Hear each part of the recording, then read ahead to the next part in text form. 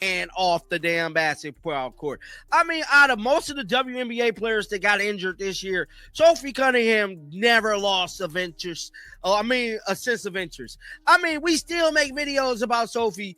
It's the off season. We was making videos about Sophie when she was hurt. I mean, Sophie has not lost any buzz whatsoever, and I commend her for that. She's taking advantage, and she definitely know how to keep them headlines rolling. Now, we know the current state of the NBA. The NBA is under a microscope. I just did a video about an hour or two ago telling you guys how now the commissioner got to go in front of Congress to get a briefing.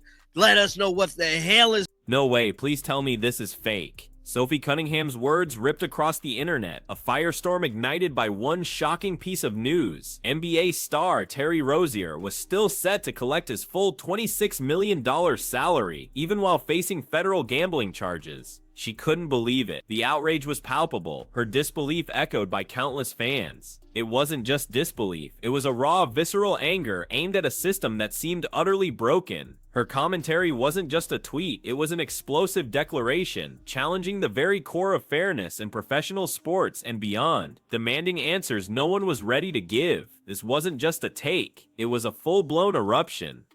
Be the case. The team's offense should run and be centered around Caitlin Clark. Now, I know what her words were, but when I listened to what Sophie Cunningham said, and then I assessed the 13 games Caitlin Clark played in this season, something doesn't seem to add up. Was this her actually saying, this is what is going on? Or is this her way of saying, this is what needs to be going on? Let's take a listen real quick. Cunningham didn't stop there. Her follow-up hit even harder, drawing a stark and painful comparison that immediately went viral. Terry Rozier getting paid while our troops are waiting at food pantries. This is criminal, she stated, leaving absolutely no room for misinterpretation. This wasn't just about a basketball player, it was about a perceived injustice that transcended the game itself, linking it to real-world struggles faced by everyday heroes. The message was clear. A millionaire athlete getting paid during federal custody felt like a slap in the face to those serving the nation, a deeply unsettling contrast that struck a nerve with many. Is under a microscope. I just did a video about an hour or two ago telling you guys how now the commissioner got to go in front of Congress to get a briefing. Let us know what the hell is going on. And Terry Rozier and Chauncey Billups look like they both has made bond. Well, look like Sophie Cunningham made it her business to speak on the entire situation. Let's pull it up right now, man. This whole little thing is funny right here, dog. Like I say, Sophie is definitely going to figure out a way to stay relevant, and I commend her for that. That's what you got to do.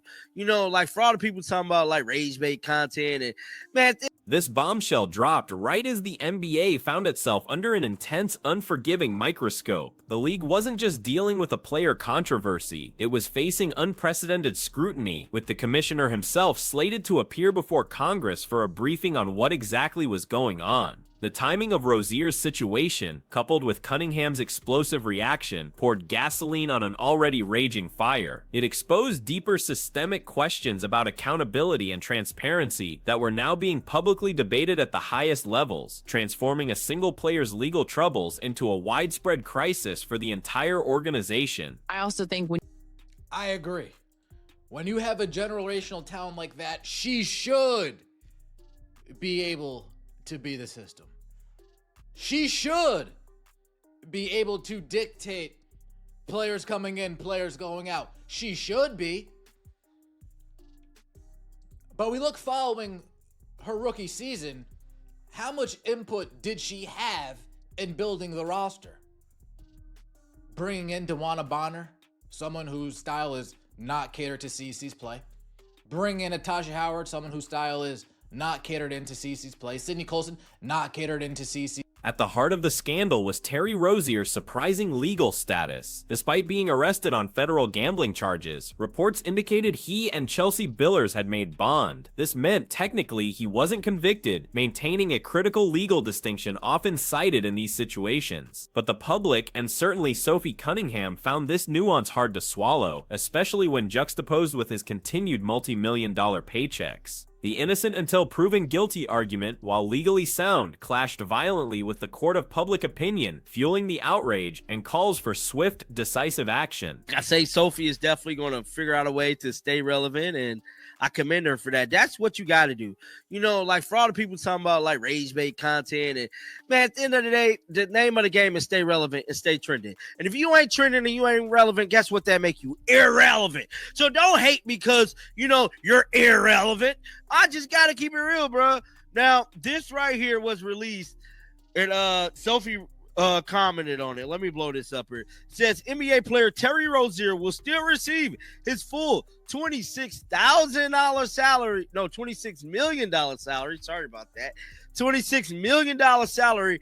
Before the federal charges even rocked the boat, the NBA had reportedly conducted its own internal investigation into Rozier's conduct. The league supposedly looked into allegations of faking injuries and even throwing games, but their findings were definitive. They found no wrongdoing whatsoever. This internal clearance now stood in stark contrast to the federal charges, raising serious questions about the thoroughness or perhaps the true intent of the NBA's own inquiry, creating a glaring discrepancy that demanded further explanation and fueled skepticism from all sides watching. Let's take a look, shall we?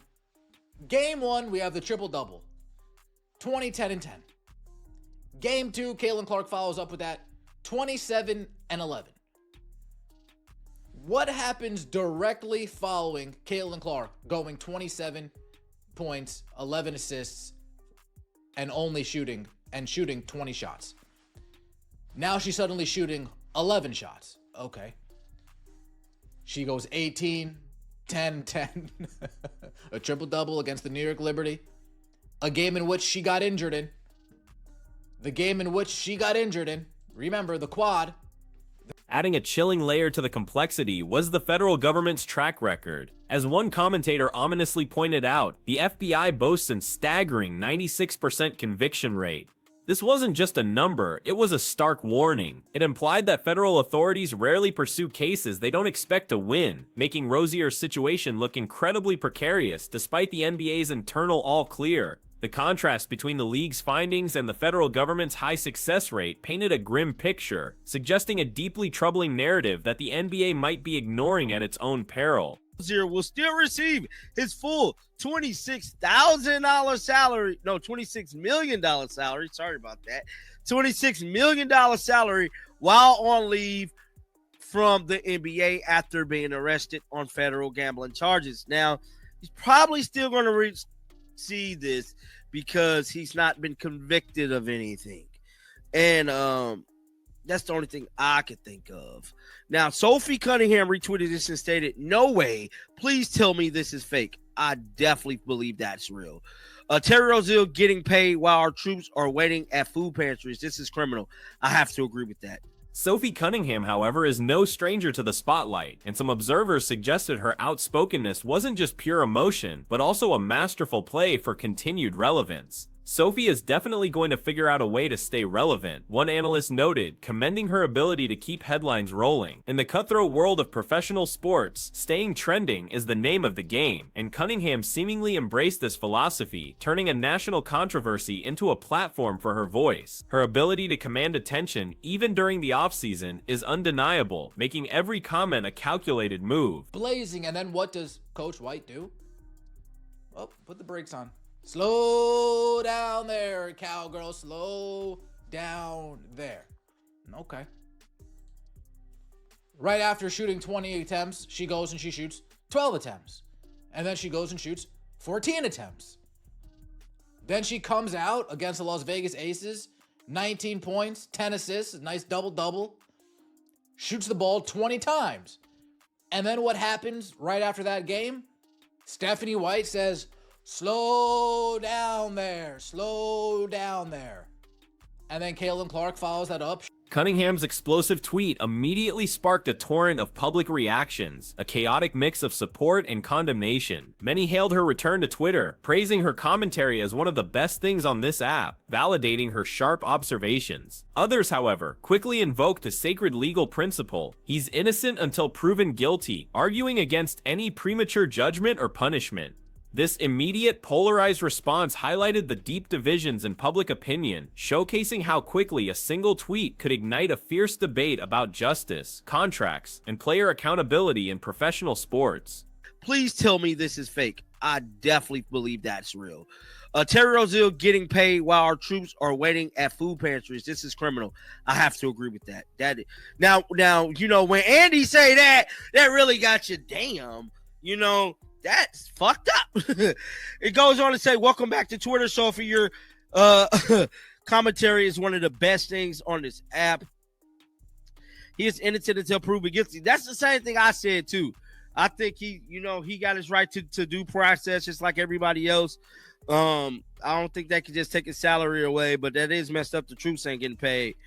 Somebody else said the league. Digging deeper into the legalities, some commentators quickly pointed to the intricacies of player contracts and collective bargaining agreements. They argued that in this country, you're innocent until proven guilty, and the contract unions fight for a reflect pay until the conviction. Caitlin Clark only played 13 games. And in 13 games, a lot of times she's standing in the corner. Is that Caitlin Clark saying, yeah, coach, I'll go stand in the corner? I doubt it. Caitlin Clark setting off-ball screens and being relegated to a catch and shooter. Is that Caitlin Clark saying, oh yeah, coach, I'll go set some off-ball screens and then go stand in the corner? I doubt it. It's not her offensive game. She can do it. It's not her offensive game. She's Steve Nash with Steph Curry aggression. It's that simple. If Steve Nash... While current pay was guaranteed, the future of Rozier's $26 million contract wasn't entirely secure. The consensus among legal-minded observers was clear. If he's found guilty, the remaining on the contract should be avoided. This suggests that a conviction would almost certainly lead to the termination of his payments and a probable ban from the NBA, a catastrophic outcome for any professional athlete. The immediate financial security, therefore, hinged precariously on the outcome of the federal charges, leaving a massive question mark hanging over his entire career trajectory.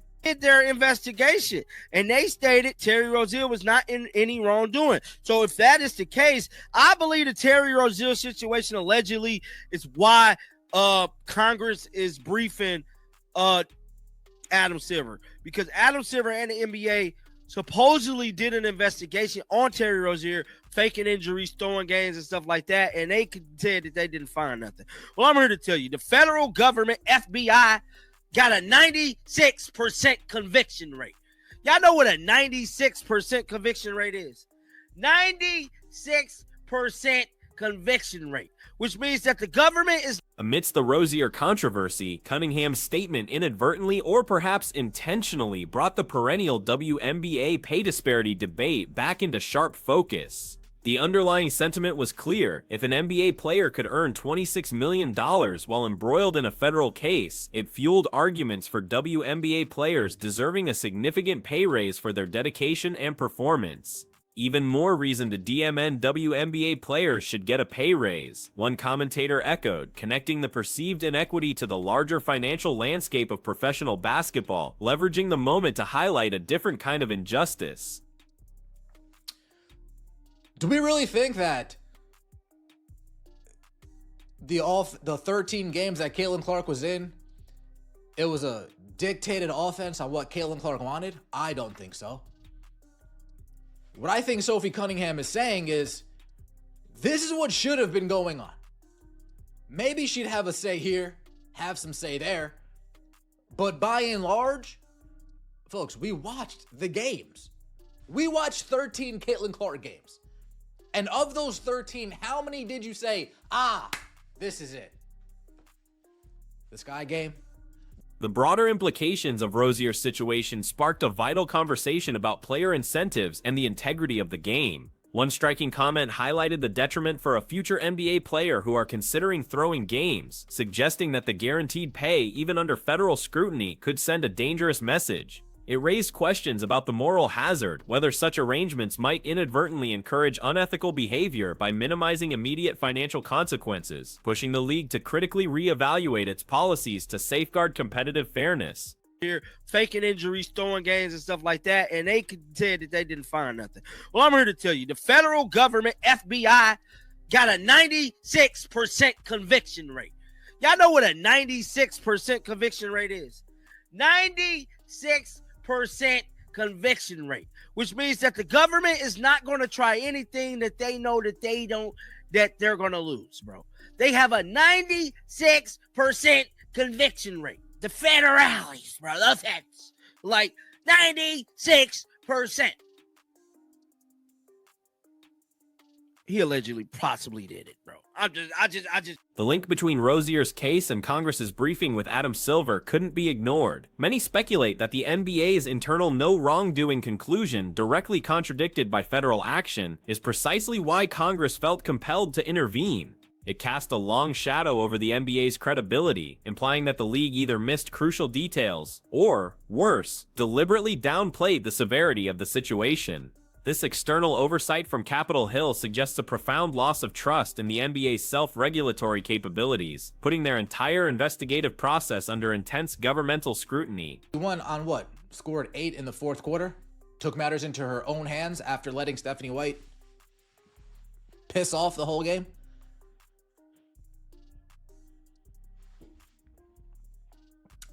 I'm just saying, I heard what Sophie Cunningham said. She should be the center of the offense. The offense should be dictated around Caitlin Clark's attributes. Well, folks, come on. We all remember the chatter. We remember the talk. We remember what our eyes saw, what we saw with our own eyes. A few games looked like, oh, okay. In the maelstrom of comments, some attempted to draw comparisons to other high-profile athlete legal issues, specifically mentioning Brittany Griner's situation. However, the podcast host quickly shut down such parallels, emphasizing the distinct differences. "You can't compare her situation to his, man," he stated, highlighting that Griner had been convicted and served time, unlike Rozier, who is still awaiting trial. This swift dismissal underscored the unique legal and public relations challenges presented by Rozier's case, resisting any attempts to conflate disparate circumstances or dilute the current controversy. It's looking real spooky. Even more reason that WNBA players should get a pay raise. I know. Bring this tweet to them CBA meetings.